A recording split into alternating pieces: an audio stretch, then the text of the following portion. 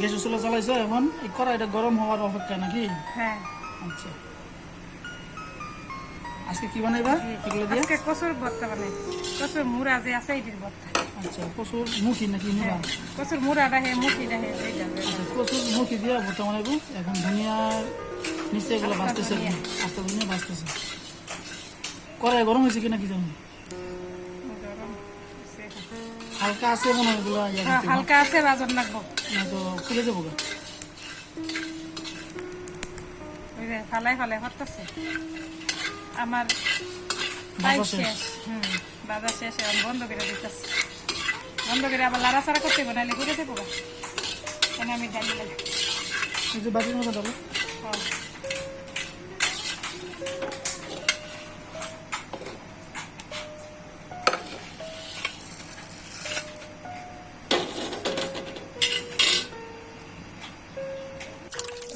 এখন পাটের মধ্যে এগুলা মানে বাদাম মরিচ বাইটাই ভর্তাটা বানাম বাটা ছাড়া।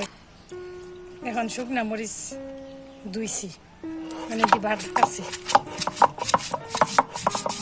মরিচটা আমরা হেতে রই, অল্প একটু পানি দিলাম নাকি যেন মরিচটি যেন তাড়াতাড়ি বাটাও।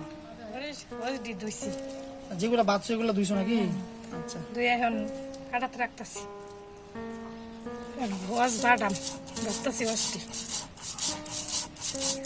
এই ভর্তাটা আমার আম্মার থেকে আমি শিখছি। আমার আম্মা বানাইতো আগে, অনেক মজাই ভর্তাটা। একটু পানি দিই, ভালো করে বাটাও। কচুটি আমি আগে ইয়া করছিলাম, কচুগুলো আগে সিদ্ধ করে রাখছিলাম। সিদ্ধ করে রাখছিলাম পানি দিয়া, অল্প একটু পানি দিয়া, তারপরে সিদ্ধ করে রাখছিলাম। সিদ্ধটা লবণ দিছিলা? হালকা একটু লবণ দিছি। সব দিয়ে একসাথে মিক্স করছি, বাড়ছি। আবার আরেকটা বাড়তাছি যেন একবারে মিয়াস কচুটি যেন আস্তে আস্তে না তাই।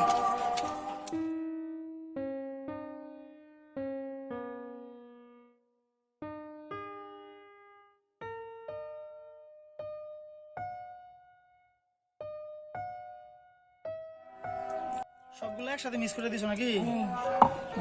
ধনিয়া আর হইলো ধনিয়া আগে, শুকনা মরিচ। শুকনা মরিচ বাড়ছি আগে, তারপরে ধনিয়া সব কচু একসাথে মিক্স করছি। আচ্ছা আচ্ছা, এখন কচুটি মিয়াস করতেছে বেটটা যেন দানা দানা না তাহে। পেস্ট করছে করে কাটতে লইছে আগে।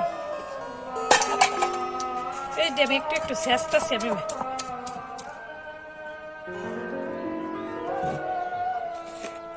এখন কি এখন লবণ দিয়াম। লবণটা পরিমাণ মতো দিও। পরিমাণ মতোই।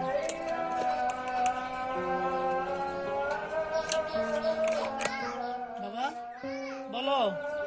একসাথে লবণটা সব ডিশ ভর্তাটার সাথে বেশ একসাথে মিক্স করে লেতেছি।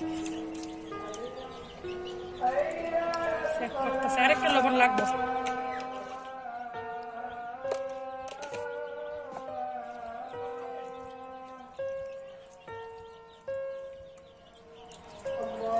ঠিক আছে, আমি একসাথে মাখতাছি।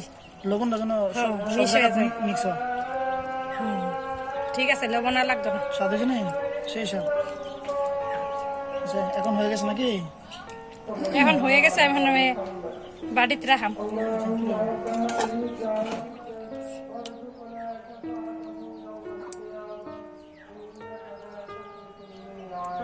তাহলে তোমার কচুমুখির ভর্তা বানানো শেষ নাকি?